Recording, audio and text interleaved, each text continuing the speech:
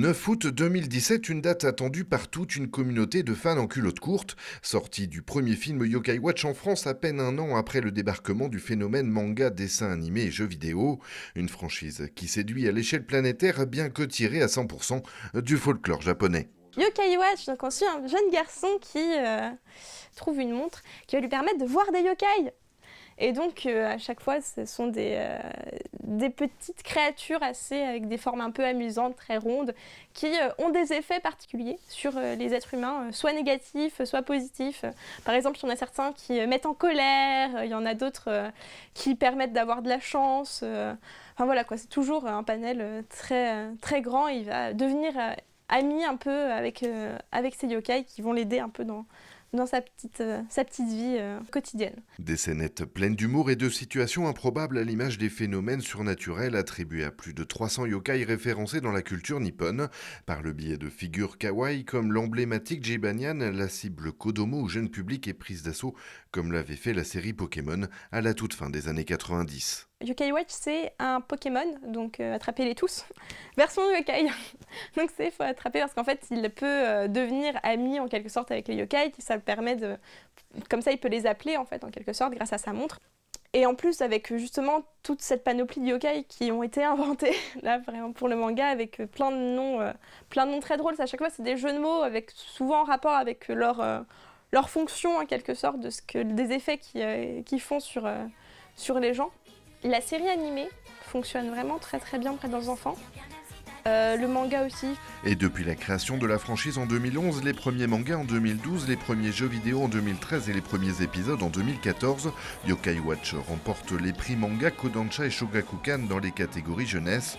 Sa sortie en salle, elle réalise le meilleur lancement d'un film japonais depuis le début des années 2000, se payant le luxe alors que le monde entier place l'épisode 7 de Star Wars en tête de le relayer en deuxième position à domicile. Près de 13 millions d'euros de recettes rien que pour le premier week-end et un autre record, plus de 2 milliards d'euros générés au Japon par les ventes de produits dérivés sur les 2 premières années.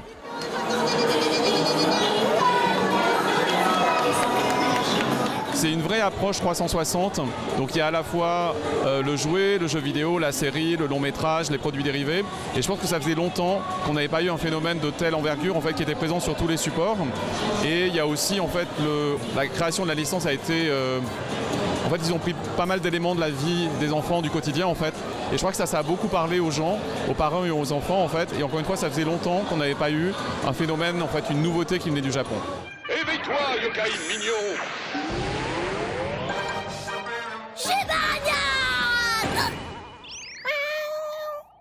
Ça a commencé l'an dernier, en avril, à la télé, puis après sur Gulli en septembre. Et c'est devenu un gros phénomène à Noël notamment, avec les ventes de jouets, de jeux vidéo.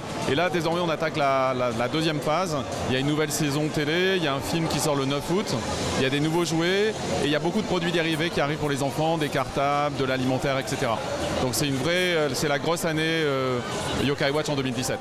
Une vision douce et enfantine des yokai est plus souvent associée à l'univers de l'épouvante, passé de légende à simple superstition. Fin des années 50, Shigeru Mizuki relance la mode au travers du manga avec Kintaro le Repoussant, puis Kappa et compagnie édité aux éditions Cornelius. Parmi les grands fondateurs du manga d'horreur récompensé du prix culturel Osamu Tezuka et de plusieurs distinctions de Kodansha à Angoulême, le maître disparu en 2015 fait toujours des émules par le biais de son dictionnaire des yokai édité chez Pika, et yokai encore chez Cornelius, des références incontestées du genre. Lui a vraiment travaillé sur les yokai avec le côté un peu qui fait un peu plus peur. Donc je pense voilà, ça c'est un recueil d'illustrations qu'il a pu faire autour des yokai. C'est-à-dire qu'il y a des choses qu'on repère qui oui, ont des liens avec des œuvres qu'il a fait. Tout le côté manga d'horreur aussi qu'on peut avoir sur avec des esprits, justement l'esprit japonais de base, qu'elle est tout habillée tout en blanc, les cheveux longs, c'est totalement là-dedans. Enfin, il y a une série qui est très sympa qui s'appelle Remember, qui parle de jeunes qui vont se faire hanter en fait par une sorte d'esprit. C'est une petite fille qui est ensanglantée, enfin voilà quoi. Dans ce côté-là, avec toutes les légendes en plus, ils ont beaucoup de légendes urbaines. Par exemple, les Angles de The Ring, avec donc cette cassette hantée qui tue les gens au bout de 6 jours, avec Sadako qui sort de son puits de la télé Donc vraiment ce côté un peu le fantôme japonais que nous on peut voir tout en blanc, dont on ne voit pas le visage, qui avance à moitié en rampant. Une tendance dont le succès a inspiré de nombreux ouvrages et autres séries, tous supports confondus. C'est le cas pour Noragami notamment, où Yato, un dieu à tout faire, rencontre Iori, une humaine qui acquiert la capacité de voir les êtres de l'au-delà. Un mélange d'humour, d'action et de fantastique. Le yokai, c'est un terme très générique en fait pour désigner toute cette mythologie en fait de monstres dont par exemple les Mononoke font partie. Mais je pense à une série animée qui est très très bien, qui s'appelle Mononoke, qui parle d'un chasseur, sorte d'exorciste en fait, où en plus c'est très joli parce que c'est un côté un peu très estampe en fait, le graphisme assez particulier où il va chasser justement ces différents esprits qui hantent des lieux, des personnes. Comme quoi le genre s'adapte à tous les styles, le pacte des yokai aux éditions Delcourt prend la forme du shoujo, Naruto et Kyuubi, le renard à 9 queues pour le shonen phare des éditions Kana, une référence commune avec Secret Service de Kurokawa et une pléiade d'autres titres encore comme Ayakashi de Vanra aux éditions Glénat et qui bénéficiera d'un focus dans un prochain numéro.